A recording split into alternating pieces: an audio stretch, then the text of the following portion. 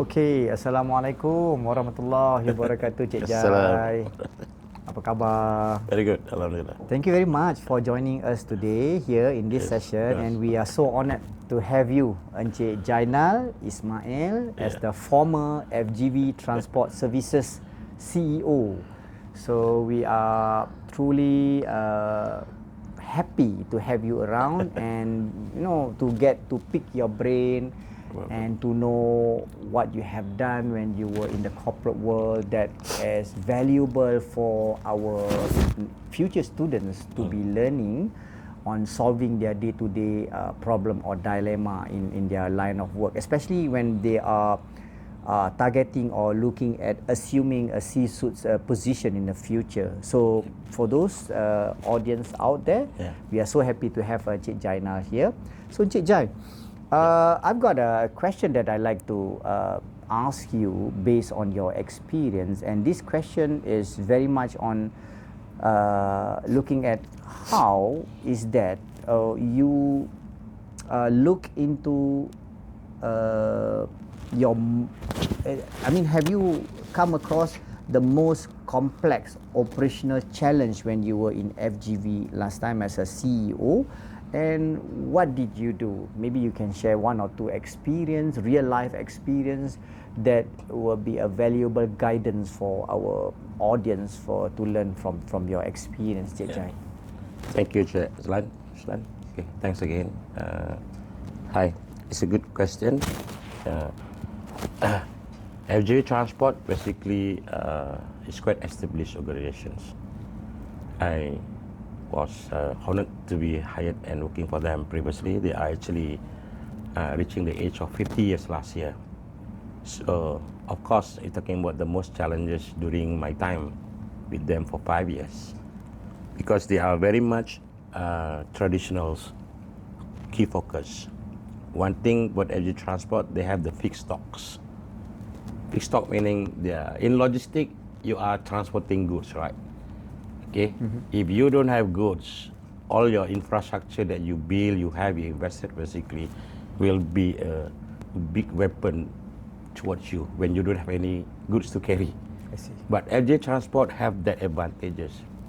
I would say close to 70% their services basically are transporting their internal group products. All right, from fertilizer, seed, CPO, fresh fruit branch, even the finished good like a Saji cooking oil brand. You see, so there is one of the advantage why they can last very long.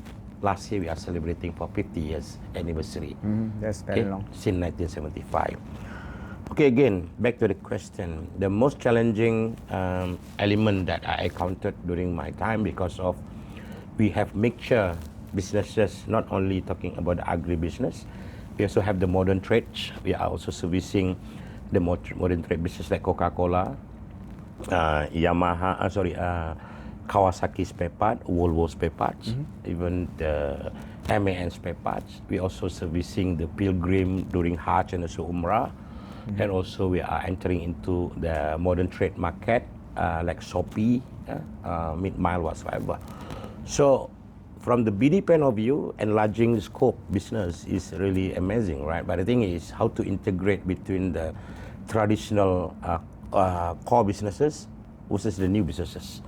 Okay, and we have another arm, so-called MTO. MTO actually is a multimodal transport operator. We're doing the project logistic, like working with MINDEF, okay, with the Ministry of Education, right, Ministry of Tourism, whatever. It's all big projects. You see, so all these require one systems.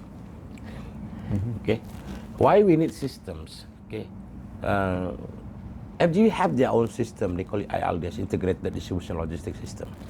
But that one actually is to cater mainly for their core fundamental business. What about other businesses? Because we have the forwarding arm to import things, to export things, right? So we invested system working with Sobi.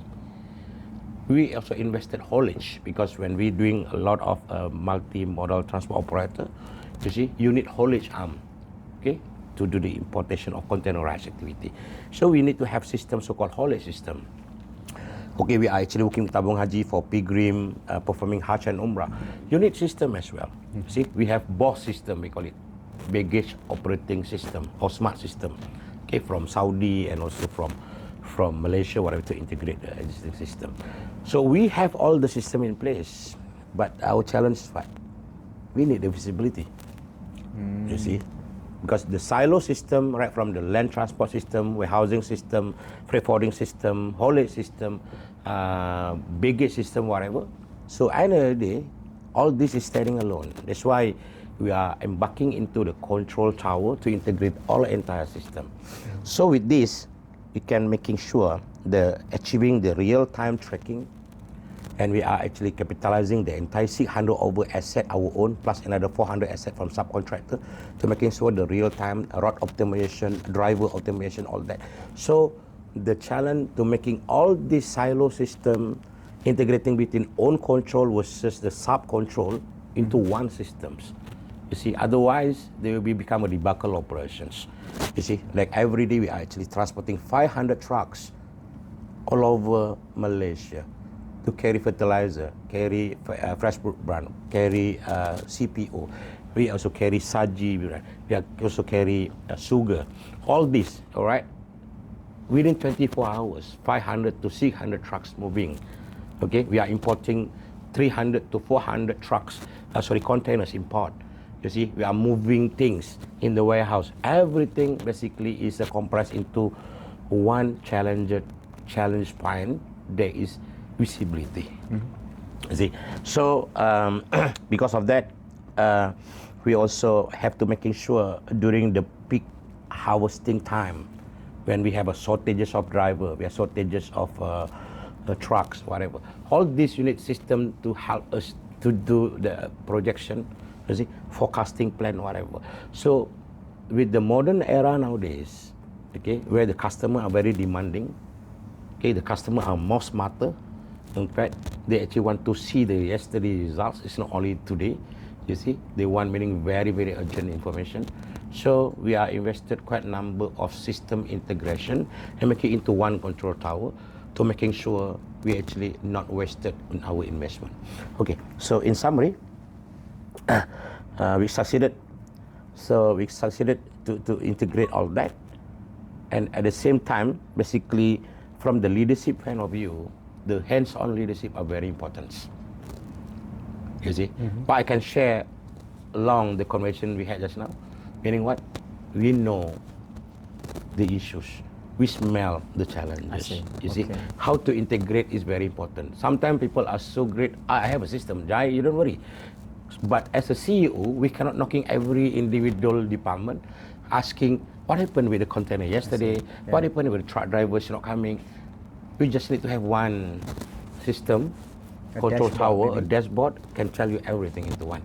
You see, this is what actually the key challenge that I personally encountered during my times. I think they are now continuing, okay, the success when we have the system integration. Thank you very much. Thank you very much, Jai, for sharing your line of thoughts of these systems issues that you find that is the most single important challenge for you. When you are able to solve this, it will give you the most highest impact to the companies if you're able, and your solution based on your experience, you say that to create this visibility, you have come up with a system integration that you can integrate all the silo system into one, and it becomes visible to the leadership team so that they can make the right quality decisions together. Transparent. Thank you very much, Cik Jai, and to the rest of the audience.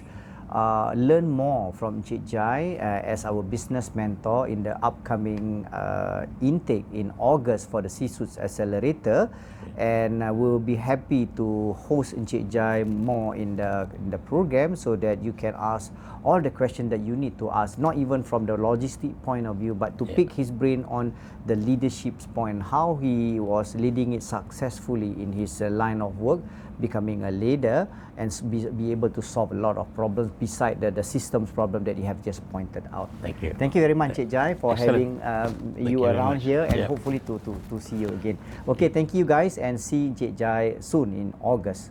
See you, bye-bye.